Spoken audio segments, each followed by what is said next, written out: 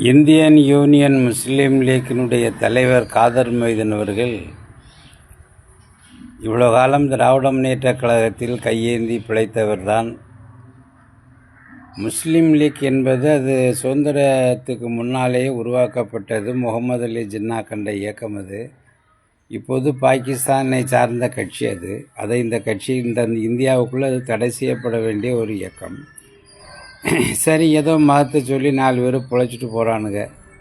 ஆனால் திராவிட முன்னேற்ற கழகத்தை அண்டி பிழைச்சவங்க, ஸ்டாலின்கிட்ட கலைஞர்கிட்ட கையேந்தி பிழைச்ச இந்த முஸ்லீம் லீக்கு இப்போ இடம் மாதிரி கூலி இன்னொரு இடத்துல வாங்கலாம். சரி, வாங்கி பிழைச்சிட்டு போங்க, அதை வச்சு சம்பாத்தியம் பண்ணி உங்கள் குடும்பத்தை காப்பாற்றுங்க.